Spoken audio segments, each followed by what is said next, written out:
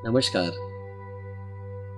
हमारी कही हुई बातें सुनने वाला भी पूरे ढंग से समझ ले, वैसे ही समझ ले जैसे कि वो कहा गया हो, वही अर्थ उस तक प्रेषित हो जाए, ऐसा होता नहीं।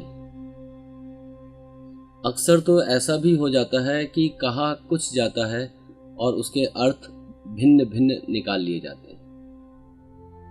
और सिर्फ कहने की बात हो तो भी ठीक है, कभी कभी तो मौन के अर्थ भी निकाल लिए जाते हैं। तो सूफी कहानियों की श्रृंखला में आज जिस कहानी को लेकर उपस्थित हुए हैं, वो कहानी है ऐसे ही एक मौनी बाबा की।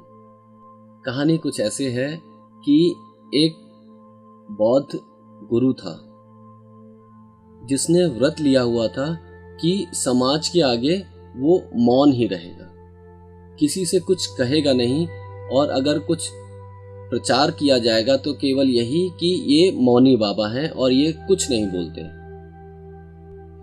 उन्होंने 2 शिष्य भी रखे हुए थे जो इनके मूक संकेतों का भाव आगंतुकों को समझाया करते थे। वैसे भी इनको कोई बहुत ज्यादा अध्यात्म के बारे में तार्किक रूप से या बौद्धिक रूप से या अनुभवात्मक रूप से कुछ ज्ञान था नहीं। इसलिए अपनी उन कमियों को छिपाने के लिए इन्होंने एक नया धोखा घड़ लिया कि मैं मौन हूं और मैं मौन ही रहता हूं। तो इससे समाज में उनकी प्रतिष्ठा भी बढ़ने लगी और वो किसी तार्किक परेशानी में भी ना पड़ते। सवाल जवाब तो उनके शिष्य कर दिया करते। लेकिन एक बार ऐसा हुआ कि दोनों शिष्य कहीं बाहर गए हुए थे और एक यात्री घूमता घामता इनके आश्रम में भी आ गया। आश्रम में आया तो देखा ये मौनी बाबा अकेले बैठे हैं। इनकी काफी ख्याति भी थी, तो उसने सोचा कि इन मौनी बाबा से कुछ ज्ञान की कुछ गूढ़ बातें समझ ली जाए। तो वो जाता है, उनको प्रणाम करता है और उनसे कहता है कि आप मुझे बताएं कि ये बुद्धत्व क्या है। अब वो क्या कहता, परेशान उसके वो दोनों शिष्य भी नहीं थे जो उसकी तरफ से बोल दिया करते थे। तो ऐसी परेशान वाली हालत में उसने दाएं देखा बाएं देखा कि कहीं से कोई मदद आ जाए, लेकिन कहीं से कोई मदद आ नहीं रही थी। तो उसका उस दाएं बाएं इधर उधर देखने में वो यात्री, वो आगंतुक कुछ अर्थ निकाल लेता है। फिर वो उसको प्रणाम करता है, बोलते हैं अच्छा मैं समझा, अब आप बताएं ये धर्म क्या है। अब तो मौनी बाबा फिर परेशान हो जाते हैं। ऊपर देखते हैं, नीचे देखते हैं कि कहीं कोई स्वर्ग से, कहीं कोई पाताल से, कोई तो मदद, हे परमेश्वर कोई तो मदद पहुंचा दे। लेकिन मदद आज आने वाली नहीं। वो ऊपर नीचे देखते हैं परेशान हालत में, तो वो आगंतुक इनको देख के कुछ समझ लेता है। वो कहता है हाँ मैं समझा आपकी बात, आप क्या कहना चाह रहे हैं। तो अच्छा अब ये बताएं कि ध्यान क्या है। अब तक तो वो मौनी बाबा परेशान हो चुके थे इसकी बातें सुन के, तो वो आंख ही बंद कर लेते हैं और आंख बंद करके चुपचाप बैठ जाते हैं। आगंतुक फिर बोलता है साधु साधु, कितना गूढ़ चिंतन है आपका और कैसे अपने उत्तरों को आप व्यक्त भी कर देते हैं, मैं समझा आपकी बात। अच्छा अब ये बताएं ये आशीष क्या है, ये आशीर्वाद क्या है, इसके बारे में कुछ बताएं। अब मौनी बाबा से ना रहा गया, उन्होंने दोनों हाथ अपने बढ़ाए आगे और इशारे में कहा कि अब भाई तुम जाओ, बहुत हुआ ये तो उन्होंने हाथ बढ़ाए और उन बढ़े हुए हाथों को देखकर वो आगंतुक यात्री धन्य भाव से झुक गया उनके चरणों में।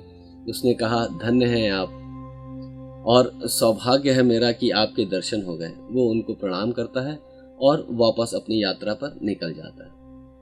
रास्ते में उसे उनके दोनों शिष्य भी टकरा जाते हैं। शिष्यों को देखता है, उनसे वो साधुवाद करता है, नमस्कार करता है और बोलता है आप लोग कितने सौभाग्यशाली हैं कि ऐसे गुरु का सानिध्य मिला जो सब जानता है और कितना गूढ़ जानता है और कितनी सरलता से व्यक्त भी कर देता है।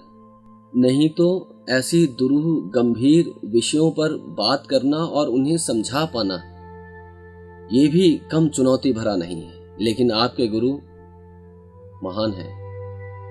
तो दोनों शिष्य चकित भाव से उस यात्री से पूछते हैं कि क्या प्रश्न थे आपके और गुरुजी ने कैसे उत्तर दे दिए, हमें भी बताएं। तो यात्री कहता है कि मैंने सबसे पहले तो पूछा कि ये बुद्धत्व क्या है, ये बोध क्या है, इस पर कुछ प्रकाश डालें। तो उन्होंने दाएं देखा, फिर बाएं देखा, पूर्व पश्चिम देखा, और मैं समझ गया कि उनका भाव यही है कि कहाँ तुम इसे बाहर इधर उधर ढूंढ रहे हो, ये कहीं बाहर नहीं। ना पूर्व में कितना भी दूर तक चले जाओ मिलेगा, ना पश्चिम में कितनी भी दूर तक चले जाओ मिलेगा। ये वस्तुतः बाहर की घटना ही नहीं है, बाहर का बोध ही नहीं है जिसे आप बाहर ढूंढेंगे और मिल जाएगा। तो उन्होंने कहा कि नहीं, बाहर नहीं, भीतर है इसका मार्ग, वहीं से ये उपलब्ध होता है। बोलता फिर मैंने पूछा कि ये धर्म क्या है।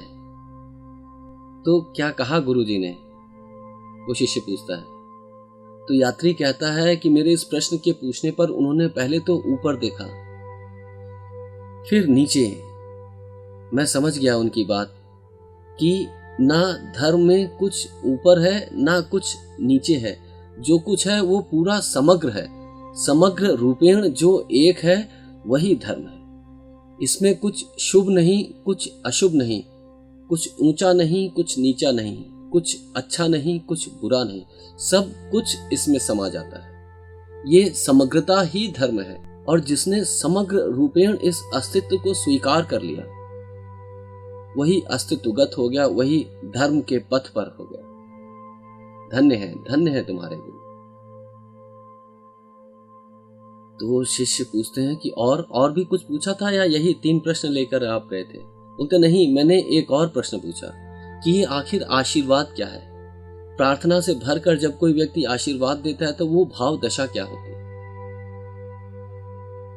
तो क्या कहा फिर हमारे गुरु ने। तो वो कहते हैं कि उन्होंने दोनों हाथ बढ़ा दिए, और मैं समझ गया उनका संदेश कि बांटो जिनको भी आवश्यकता है, जो कुछ है वो बांटो जितना बांट सकते हो।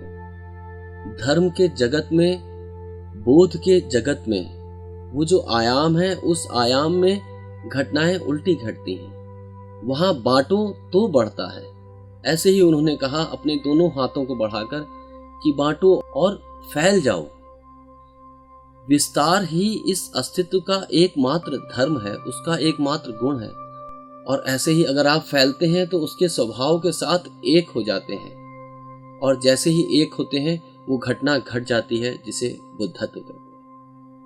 तो आपके गुरुजी बहुत महान हैं और सौभाग्यशाली हैं आप लोग, जो ऐसे सद्गुरु के चरणों में आपको स्थान मिल गए। उन शिष्यों की आंखें तो खुली की खुली रह जाती हैं।